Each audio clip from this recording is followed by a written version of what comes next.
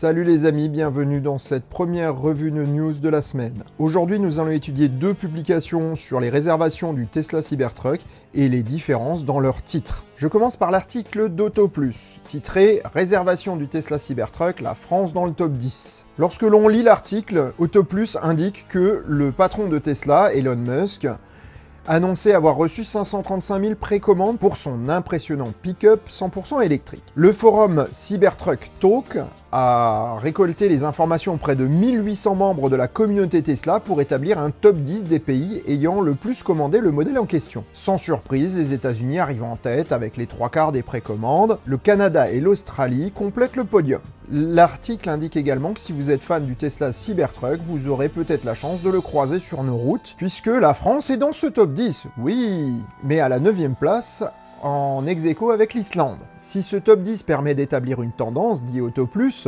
il n'y a rien d'officiel, Tesla n'ayant pas communiqué ses propres résultats. Ensuite, l'article parle de quelques caractéristiques du modèle, puis affiche le tableau. Je passe au deuxième article, qui est l'article de Caradisiac, Tesla Cybertruck, plus de 75% des précommandes aux USA et moins de 1% en France. On peut penser ici que le média internet est nettement moins optimiste que AutoPlus. Alors, que dit-il? Les précommandes du premier pick-up Tesla, le Cybertruck, sont déjà ouvertes depuis quelques mois. Les chiffres sont encore assez flous sur les commandes fermes que pourrait avoir la marque à terme, mais une chose est sûre, la grande majorité des acheteurs sont américains. Alors bien sûr, il relate également le fait qu'Elon Musk ait annoncé plus de 500 000 unités, joli score, mais en regard de l'acompte demander à peine 100 $ aux États-Unis, remboursable à tout moment, eh bien on ne peut pas se faire une idée, ce qui est tout à fait vrai. Ensuite, ils mettent le tableau et ils commentent un petit peu les résultats. Caradisiac est assez caustique sur la part française qui est ridicule, 0,4%. Ils nous remettent également une couche en disant « Il faut dire qu'il reste de grandes interrogations sur l'homologation de cet engin en Europe où les normes sont bien plus strictes. Son gabarit aussi pourrait poser problème dans les espaces plus confinés qu'aux États-Unis. » Alors que dire de ces deux articles? La première chose, c'est que l'article d'AutoPlus est sourcé, contrairement à celui de Caradisiac qui n'annonce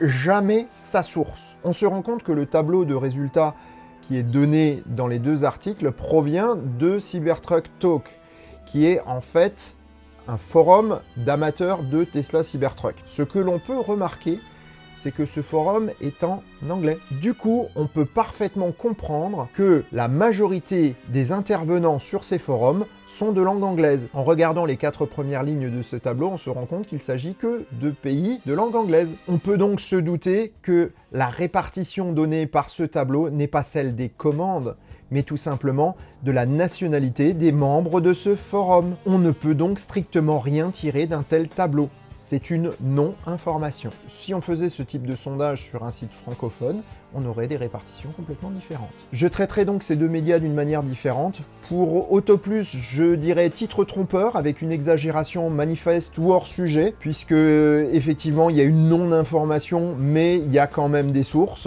Et il y a une certaine neutralité. Dans le cas de Caradisiac, je serai plus sévère avec une affabulation manifeste dont le but de désinformation est évident. Voilà, c'est tout pour aujourd'hui. Je vous souhaite une bonne journée. Prenez soin de vous et je vous dis à demain pour un autre revue de news.